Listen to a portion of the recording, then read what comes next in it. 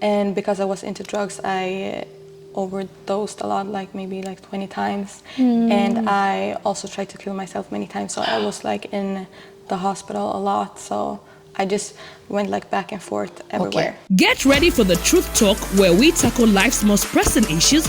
Join us as we explore universal challenges and seek solutions that transcend borders. Hello, Lisa Mwangi once again on Truth Talk. Good morning, good afternoon, good evening, wherever you're watching us from. Welcome all. Welcome. Thank you. Yeah, today I have a beautiful lady. Oh, let us hear. What's her name? My name is Samantha. Uh-huh. I am 21 years old. 21 years old? Yes. Yeah. Samantha, where are you born? I'm born here in Sweden. You're born in Sweden? Yes. Wow. You're 21? Yes. Oh my God. I'm happy, I'm excited to sit down with you today, and welcome to Truth Talk. We're going to have fun. Yes. Yeah.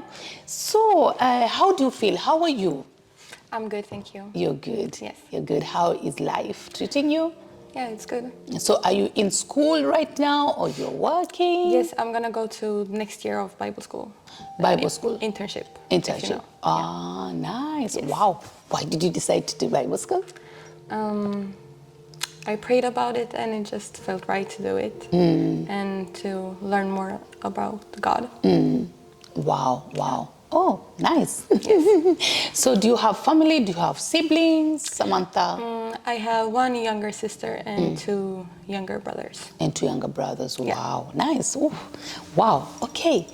Samantha, being 21 years old and in Sweden right now, there's a lot that is happening right now in our country, Sweden. Yes. So do you mind sharing with us what is really happening, especially to our teenagers and to our youths? Yeah, it's a lot of gangs and things like that and criminality. And I feel like it's getting worse. And there's been many shootings and things like that. Okay, so why do you think there's a lot of criminalities going around and affecting young people like you? I feel like people are confused. They don't really know what's right and what's wrong. And I think for many people it's just seems like an easy way to live, and then later on it's too late to turn back. And you kind of get stuck in that lifestyle. Wow.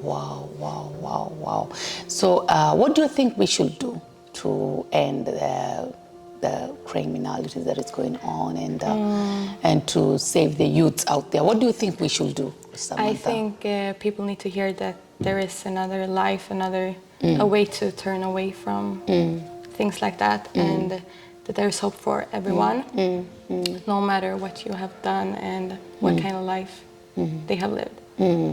Okay, what do you think we should do, Samantha, with all this?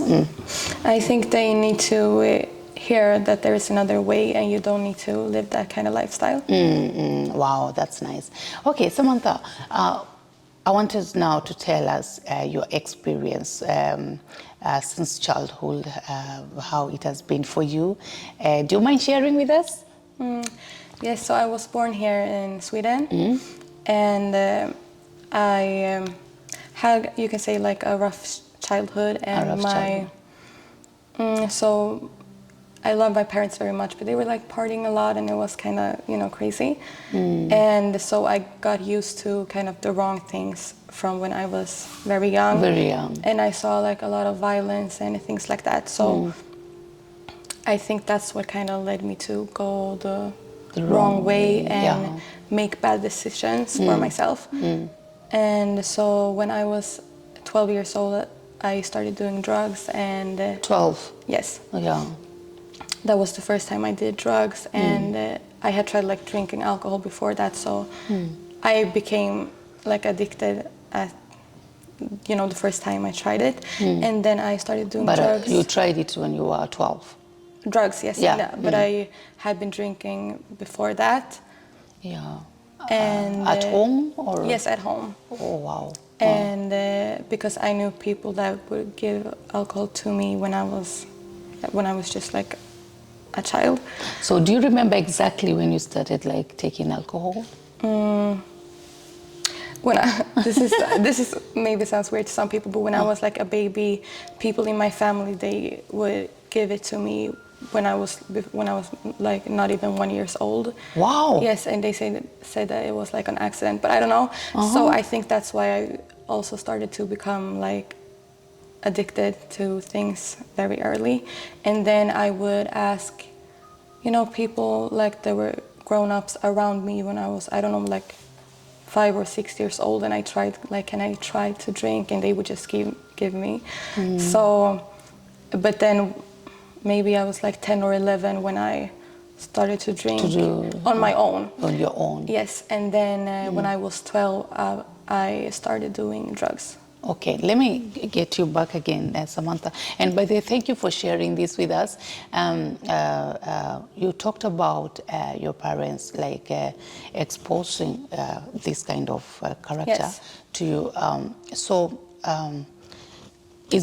Am I right to say that you saw, when you saw what they were doing, so you wanted also to try it out? Yes. So it gave you an impression that it's a good thing to like take alcohol. Yes. Because that's the kind of life they kind of introduced you to. Yes. Or served you like a silver platter. Yes, exactly. So it was all that I knew. I didn't really know, because when you're a child, you don't really know what's right and what's wrong unless someone tells you. Yes. So I could just look at the people around me and I thought it was normal. Yeah. So for me, like violence and yes, things like that, it was normal to me. But was it both parents that were both drinking? Mostly my dad, but my mom also. But it was mostly my dad and all of their friends also. They were like, Okay. So when it comes to violence, was it between them or was it transferred to you? To my dad, he's changed now, but then he was very violent to everyone, to me, and like he was, known for being like an aggressive person. So I kind of grew up like around those things. So later in my life, it was just those kind of people that I was drawn to myself, because to me it felt like home. Okay. Wow, Samantha. So when you were 12 years old, now is when you started doing it on your own. Yes. And so where will you get the money to buy, for example, alcohol or drugs? First, I would just take it from my house, and then I got it from friends, and we just like, if we wanted to, you can get it. So we just found. I know. That's right. So if you want it, we just found out different ways to get it, and and then I started, doing pills, and I became addicted. Okay. Before we go there, you were in school, I suppose, yeah? Yeah. When you were taking, when you started out taking on your own alcohol and drugs. Yes. Did you have good company, or is the company you had also were doing that? Yes. So I feel like I was, mostly like I was the bad company. Okay, if I'm gonna be honest. Yeah. And but then I was with people who were doing the same things, so we weren't good for each other. But I feel like all of us, we were just like looking for, safety, and when we had each other, we felt like we were, home. And so nobody was like was advising each other. Nobody was telling each other what is right, what is wrong. You all were. Okay, but Samantha, before we move on, so what exactly? Because you had a choice, yeah. Yeah. Yes, understand the kind of environment you were in also gave you that push, of which this is good we're having this conversation, and this is for you parents, because I had this type of conversation with a parent and with a teacher, and now we get to hear from a youth, and she's telling us her experiences from when she was a teenager and when she started taking alcohol or taking drugs. And parents, we are to blame. We have a part to blame, because we cannot tell our children to stop doing this, that this is bad, yet we are doing it. and we are exposing our children to this kind of stuff. So how do we expect to direct, to guide our children here and there? So it's a challenge. It's a challenge for every parent out there. If you're a parent and you are into drugs, you are into alcohol, and you have your children with you, please, it's a wake-up call right now to just stop. You can find help. You can get help. There are certain ways of getting help. You can check on these contacts down here. If you're there and you need help, please just holler and we connect you to where you will get help, because we need our future people who are our youths to be well and to be healthy. Now, let's get back to our topic again. Yeah. Now, Samantha, now from there, how did you graduate? Because it's a graduation. Yes. How did you graduate now from now drugs to now pills? You talk about pills? Yeah. Okay. But that was also, I started doing pills when I was, 12. Aha, so 12 also. Yeah, also. So I started, I don't know what it's called in English, but pencil. Pencil. Okay. What's that? I don't know. Like Xanax, I don't know. Okay. It doesn't matter. Okay, but yeah, it's very bad. Okay, so, it's very bad. Yes. So I started doing like pills and smoking and everything. And all of my friends did the same thing. And wait, was there a point that your parents told you to stop, or?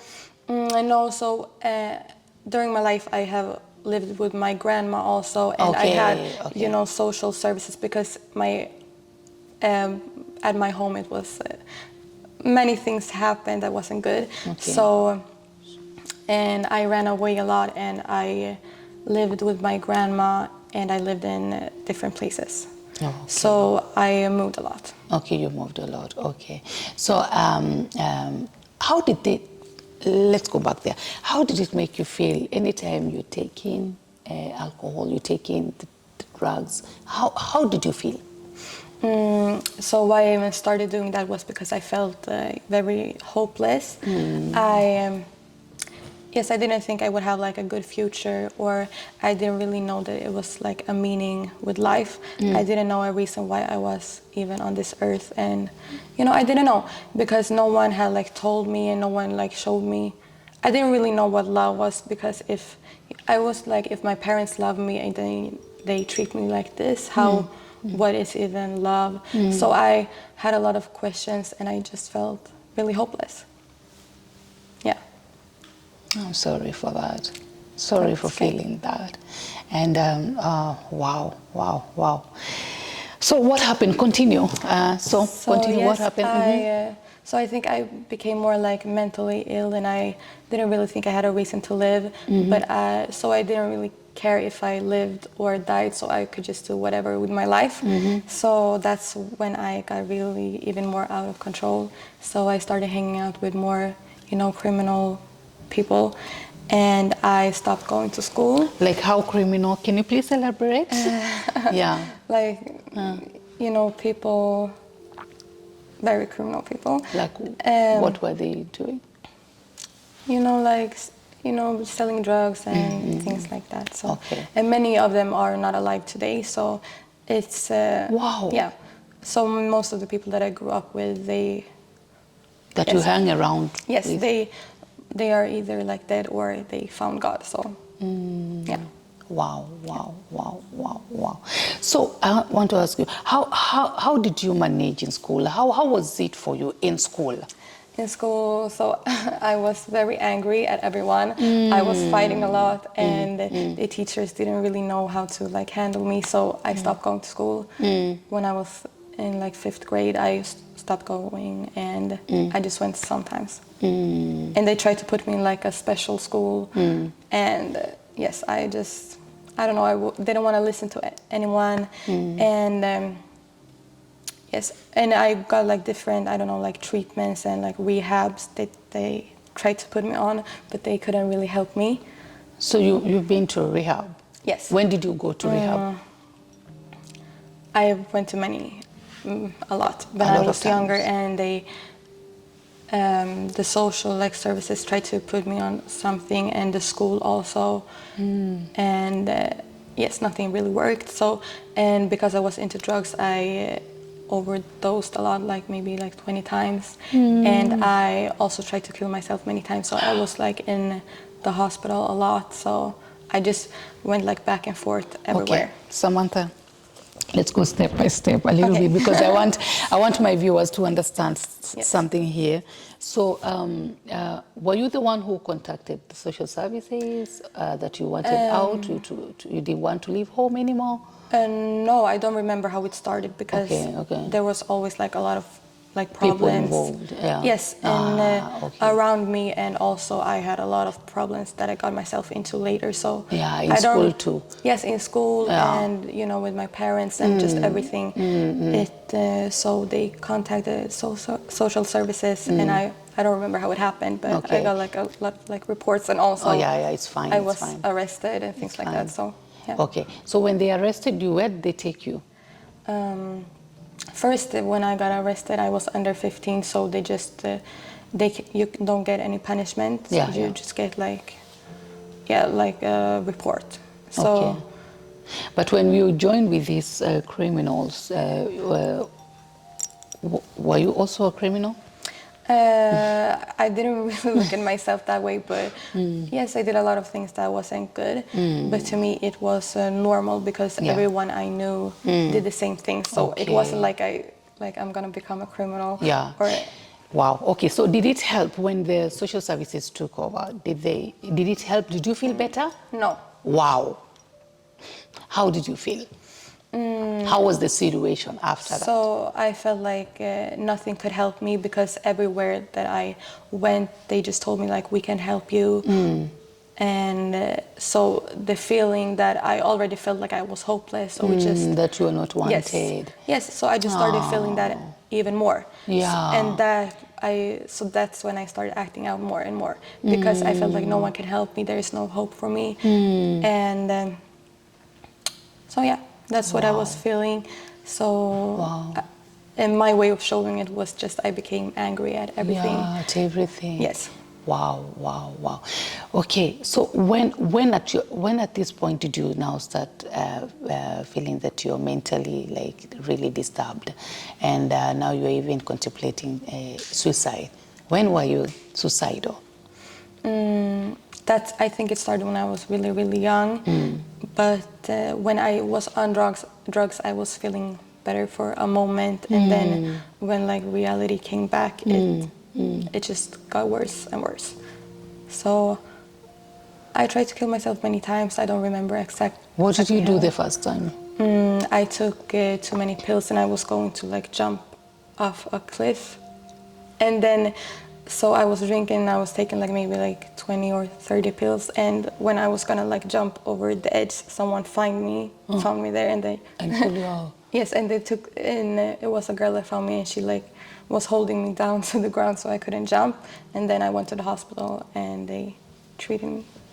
Wow. So that was the second time? That was the first time. That was the first time? Yes. Okay, the second time? Then I think I took too many pills also, and then At home, or where you were? Yes, then the second time I was at home. Okay. And then I went to sleep, and I thought I was gonna die, but then I woke up, and someone took me to the hospital, and I obviously I survived. Yes. Yeah. Wow. Did that time? So it was many times, and one time. Oh my God! Yes, I know God saved me. Now do you know God had a purpose for you? Yes, I know. So and He loved you so much, Samantha. Yes. And okay, now when did you get to go back to your parents later on? No, mostly I have lived with my grandma, and I have lived in HVB-hem, like yes, in different like homes. But the best place for me was with my grandma. With your grandma. Yes. She's still alive? Yeah. Wow. Yes. Thank God. Big up to her. Big up to her. Wow. I'm so sorry for what happened to you. But at the same time, I feel so happy to see you this strong, so happy to see you, this healthy and alive and sitting there just ready to give hope, because there are so many people, Samantha, that are outside there that are in your situation you were before. Yeah. And right now they're feeling hopeless and they are suicidal. Yes. And they are depressed right now. As you said, there's a lot happening here, and the teenagers and our youth, oh my God, it's just crazy. But I'm happy that we have one of them here sitting and telling her real story, to bring life, to bring hope, to show them there is life even after that. Because you have tested that, you've tested that. And it wasn't good. It was hopeless. Isn't Exactly. it? Yeah. Yes. And you've tested this other life too. But before we go forward, Samantha, I want to ask you a question. What are your expectations of a good parent to you? What do you have to say? How should a good parent behave or do? I think our role model is to look to Jesus and how he is and how he treats us. And of course he's the role model for everything, but especially for parents. And that God is our Father and he cares about us and he loves us more than anyone. So I think that he should always be our inspiration in everything that we do. So for me it was hard to accept God as my father, because I didn't really know anything how a father should be. Yes. So I would say to parents, just look to God and how he is, and let him lead you. Let him lead you. Wow. Let's continue. Now how old are you now? Are you 15? Around 15? What happened to your life? So the first time I heard about Jesus, I think I was 16. 16. Yeah. Wow. That was the first time I think I met Christian people. So maybe 15, 16, something like that. So yes, I met Christian people and they invited me to a cell group, a group at their house. And I didn't want to go first, but then after a while I went there and that was the first time I heard, worship music. I had never before, I had no idea why Jesus, died for us or anything.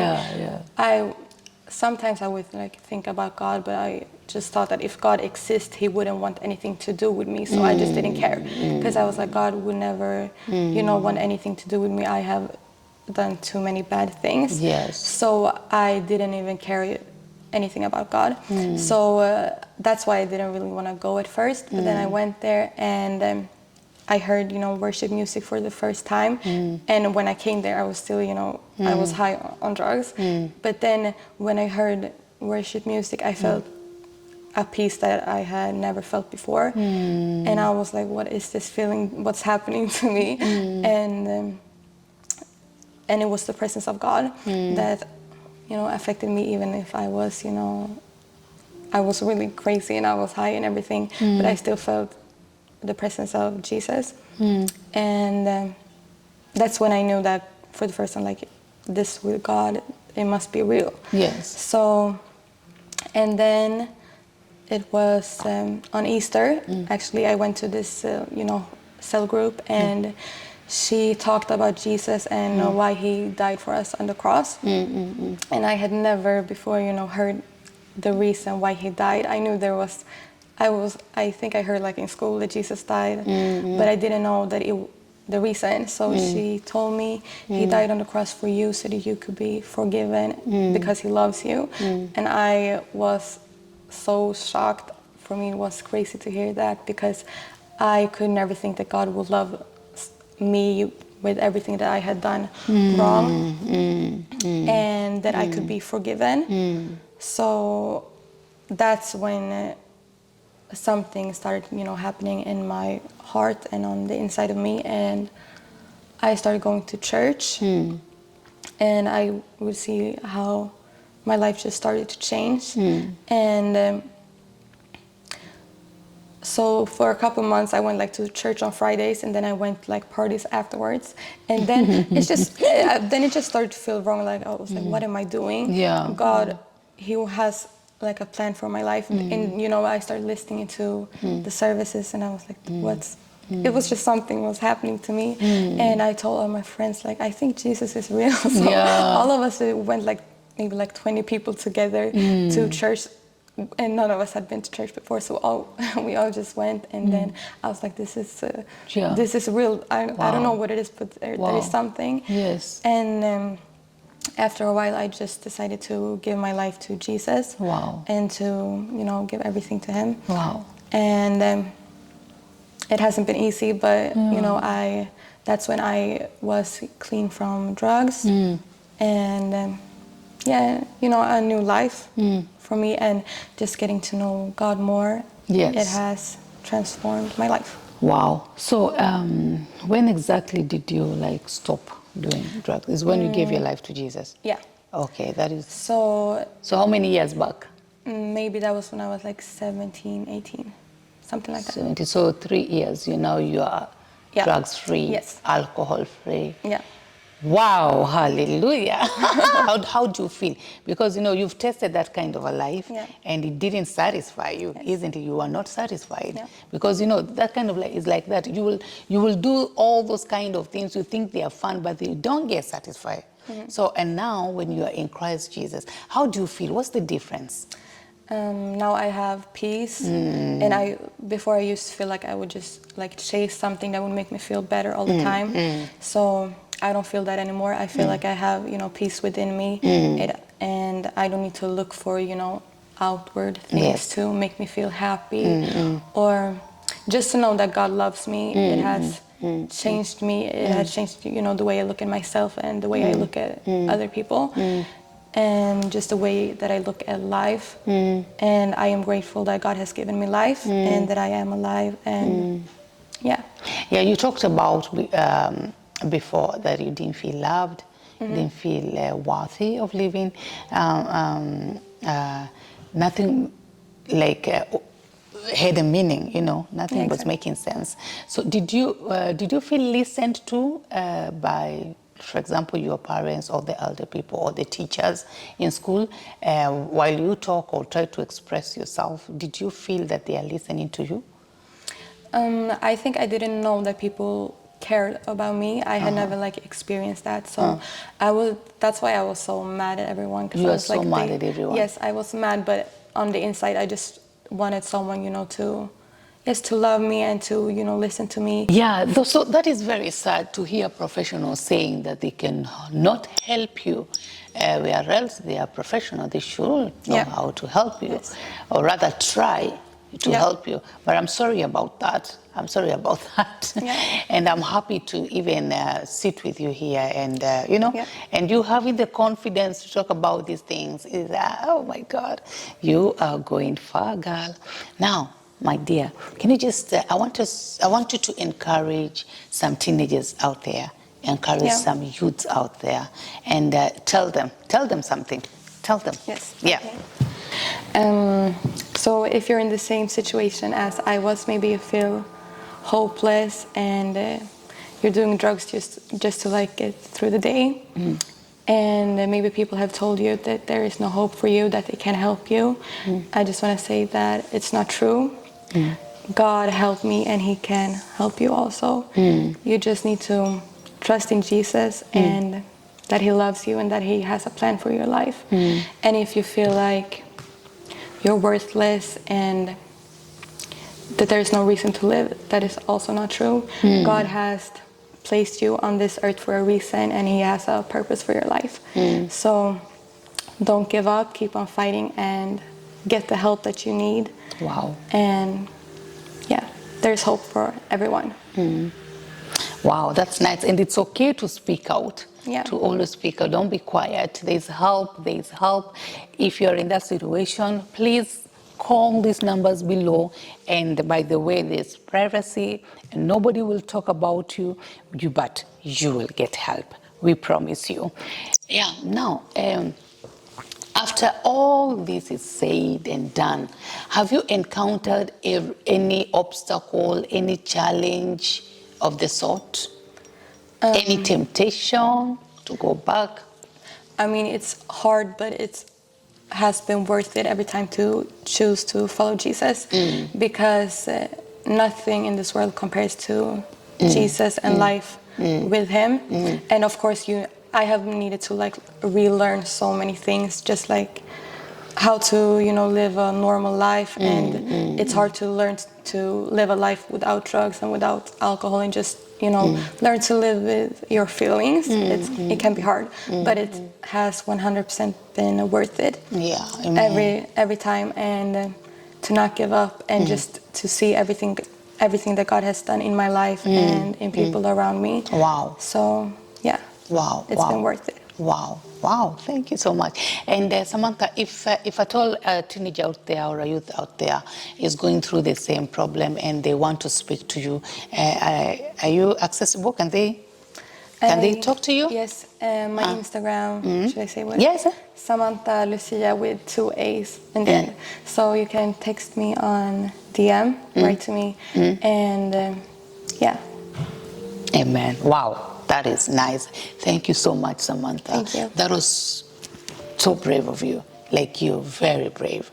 And this is not in vain. You don't know how many lives you've saved right there, right here at this moment. Thank you. May God bless you. I wish you all the best. And my God, you're going very far. Keep on preaching the gospel. Preach on talking about the goodness of God and testifying of the goodness of God, what God has done in your life, because I know for sure you'll touch so many lives. Thank you so much. Yeah, my friends, I thank you so much for watching this, oh my God, informative episode. Thank you. Keep on subscribing to our work and share our videos, and God will bless you. See you next time with more. Bye-bye. Bye. Get ready for the Truth Talk, where we tackle life's most pressing issues. Join us as we explore universal challenges and seek solutions that transcend borders. Our special guests share their expertise and insights to empower communities worldwide. Stay tuned for thought-provoking conversations that can make a difference in your life, no matter where you are.